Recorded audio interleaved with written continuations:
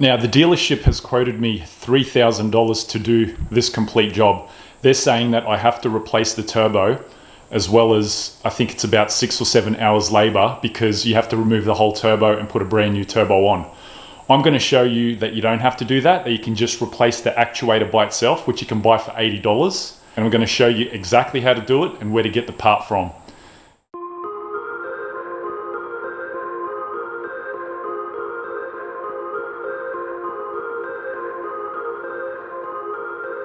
So I'm just going to start this car up and show you the fault codes that it's got on the dash.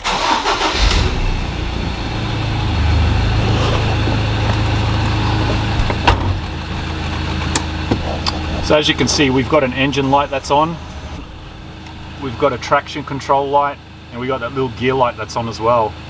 So this car's in limp mode. It just revs really slow. It drives really slow as well. The power is restricted to I think maybe 1/4 of the power. And I'm going to show you exactly how to fix this issue and what needs to be replaced for this specific problem. So what I'm going to do now is connect ForScan and read the codes that are logged in the computer. So you want to turn your ignition on and boot up ForScan.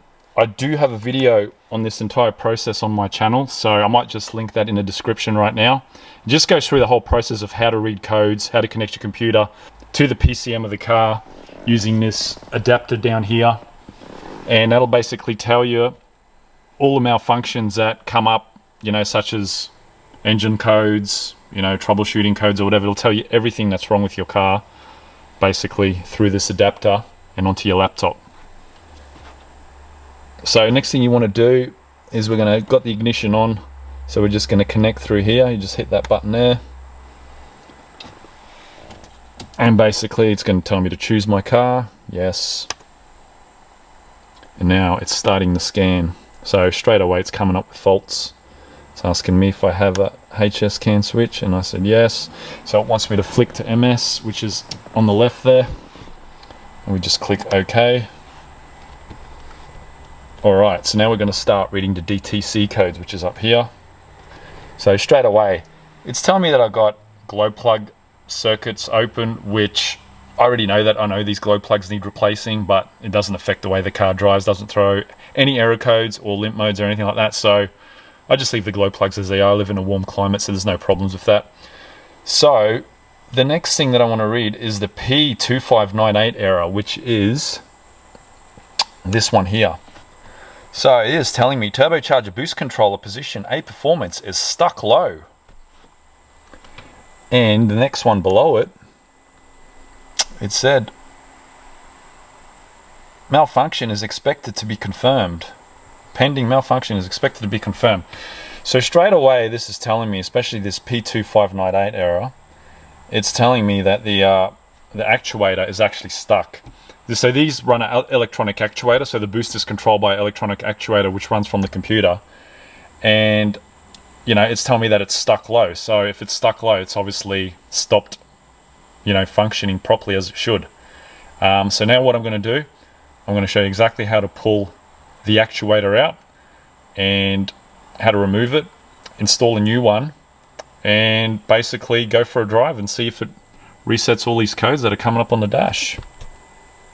So one of the first things we're going to be doing is undoing the negative on the battery, because we're going to be working with electrical parts. You really want to have the battery disconnected. We're going to pull out the airbox and the associated piping, and I'll show you once we get down there what we do next. So it's just the 10mm for the battery.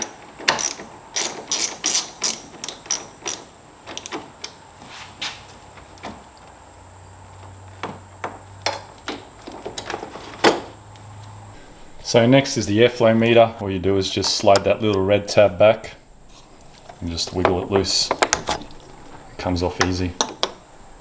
So next is just the flathead for the intake pipe. Once you loosen that up, just pop 3 clips, one down here, and one there. It'll bring your air filter out. So once you've got your air filter out, it's basically 2 8mm bolts, one down that side and one down that side there. You can barely see that one, there's not enough light. But is right down there. There we go. Just crack them loose.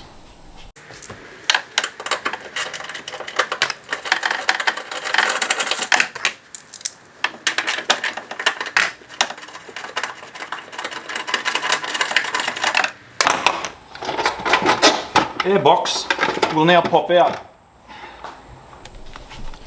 Once your airbox is out, it's basically just a flathead hose clamp right there.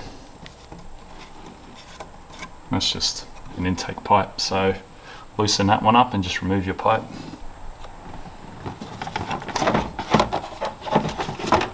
You can just sit that to the side, you don't have to pull it completely off. I've got a catch can connected to mine, so just going to leave it to the side there. Alright, so next is two 8mm bolts. You got one here and one down the other side.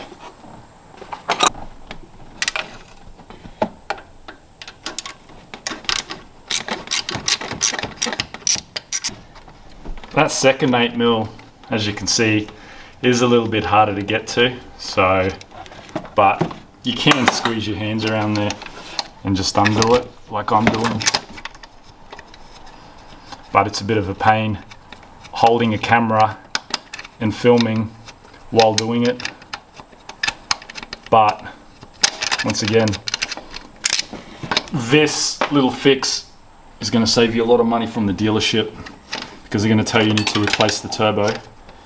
And I'm going to show you that it's not required.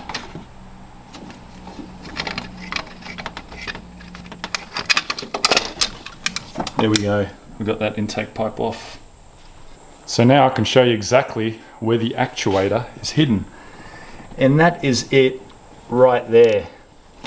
So what you want to do, you want to get a pretty big flathead screwdriver and just gently push on the end of it there, like I'm doing, just to sort of free it up a bit, and then stick it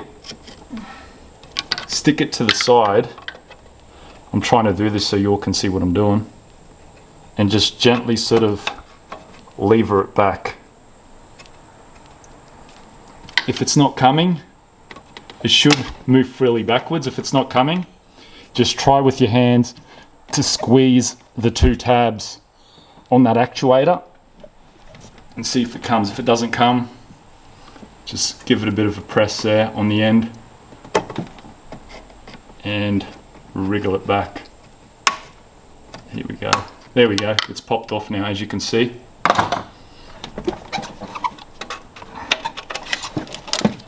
And that is the plug there. So it's basically a matter of trying to squeeze those two ends together while pulling it back. So the next part of this process is actually going to be removing the dump pipe / catalytic converter, which is located down there.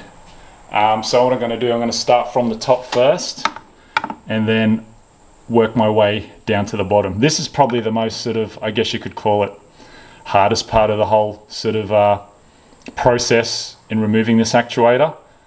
But you know, it is what it is, you know, just get it done. So your first thing, there's a 10mm bolt down there you want to crack right there. Oh, it's just for the heat shield. So loosen that one up. So once you got that top one off, there's another two bolts for the heat shield. There's one there and there's one right down the bottom there, which is pretty hard to get to.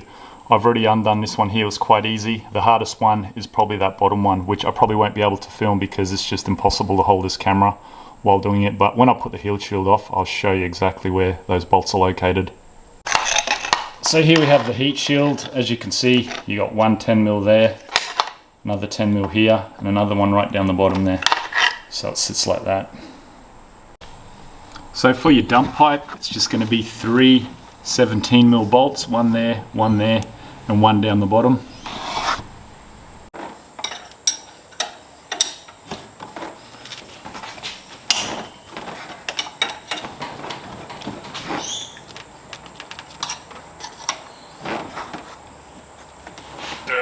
Oh man, it's tight.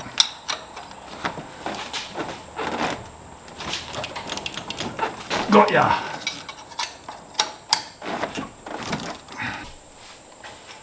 So that last one is a bit tricky to get to, so I'm just using a 17 on a ratchet with a big extension bar.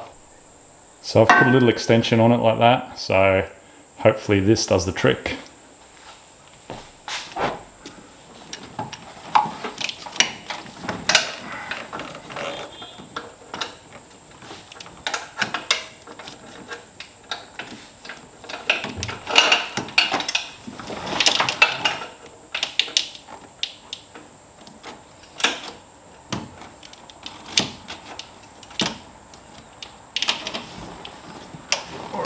Where's my bar?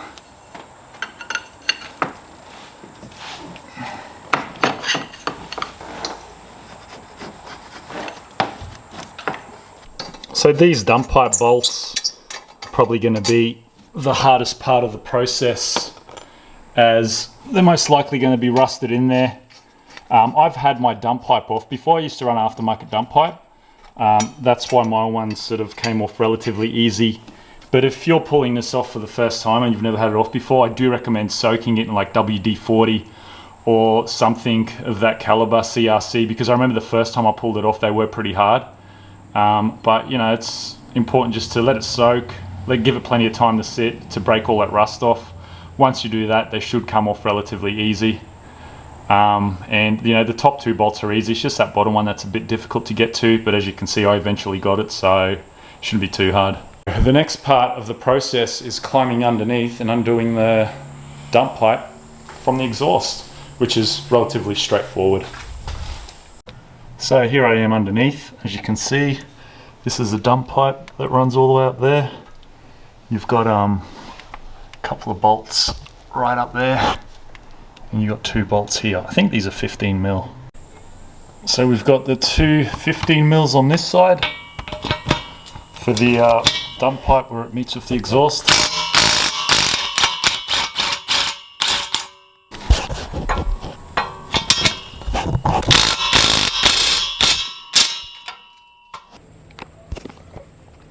So once you've got those two bolts off, just leave that rubber bracket in place because you don't want that dump pipe falling over onto your head.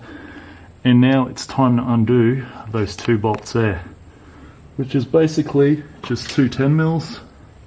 Quite easy to get to. Probably just use the old impact wrench on these ones. There's one.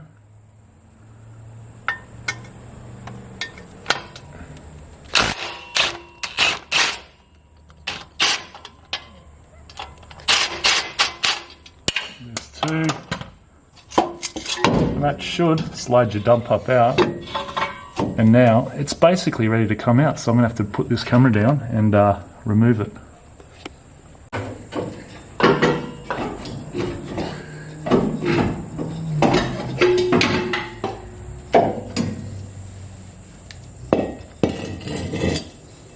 So there is a gasket on it, which is this one here.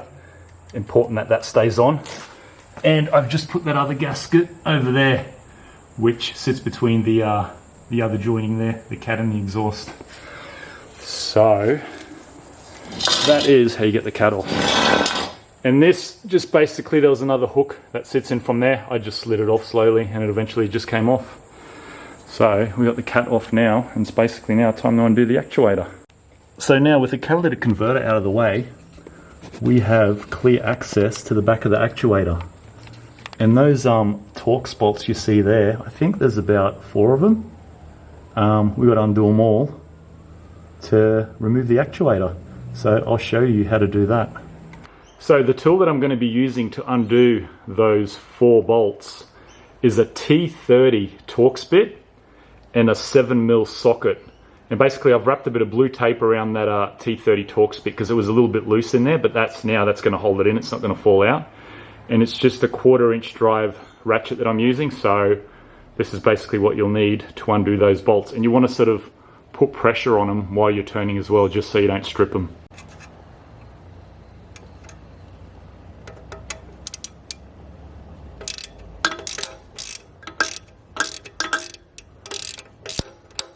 So once you get them loose, it's just a matter of undoing them. So I've actually run into a bit of a problem here with trying to get the old one off. That last bolt is actually stripped. So being a Torx head, they're not that good. And what I've had to do, I've actually had to use a flathead screwdriver to lever it off. In the process, I've sort of cracked the bottom housing of the old actuator itself. So this is unfortunately, this is the only way that I'm able to get it off by forcing it off, because this bolt up here is completely stripped. So yeah, we'll see how I progress with this.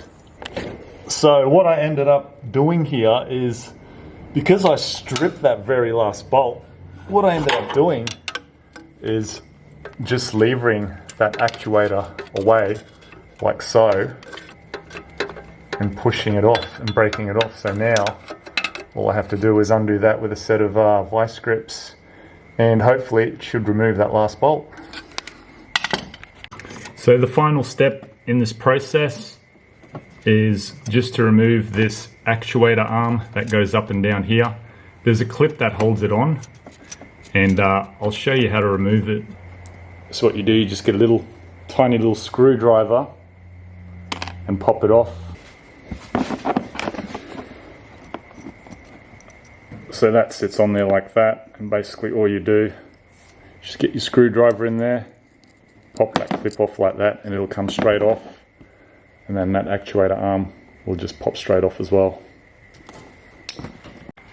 So I finally removed the actuator. As you can see, that last bolt, I had to stick the screwdriver in there, marking it just to break it off, because it was stripped out. So this is probably something that you might come across when removing an old one, because these sort of Torx bits, I hate them personally. Like they're so hard to remove at sometimes. It should be just they should just use standard bolts. So here I am with the new actuator. So you can basically buy these on eBay, and they range in price anywhere from $80 up to $340. They are all aftermarket, so you know, it's anyone's guess sort of which one's going to be the best one. So the cheaper ones around that $80 mark, they're in China and Malaysia and stuff. The more expensive ones, the $300 ones, they're the Australian ones that you buy here. With this one here, it's just a mid-range aftermarket one. It hasn't got a brand name or anything like that. So yeah, it has a part number 767649. So I have decided I'm not going to be using the original Torx bolts. I've just got a couple of generic 10mm bolts here with a couple of split washers that I'm going to be threading into the back once I put the actuator back on. Just don't want to have the hassle if I've got to remove it again sometime down the track. Don't want to have the hassle of having stripped Torx bolts in there, which are a nightmare to get out. So now it's time to install the new actuator into its position.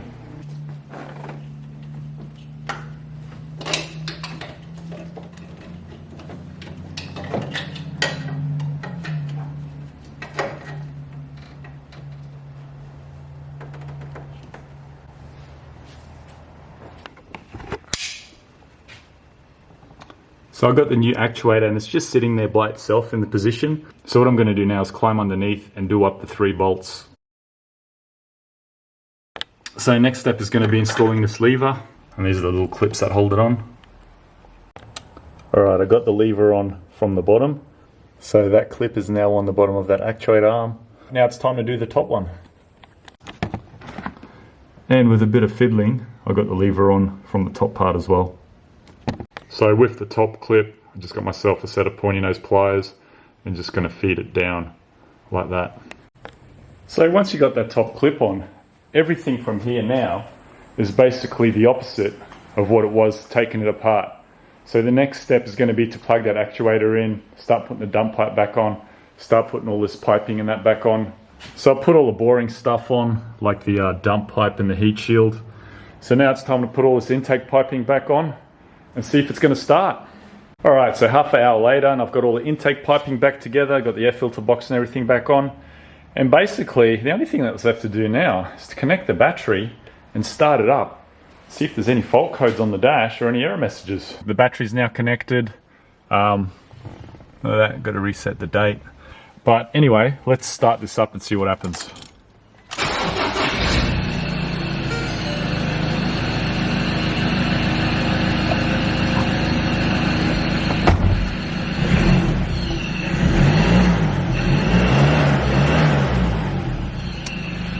Look at that, perfect.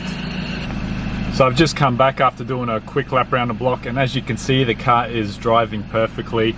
No error codes, no limp mode or anything like that.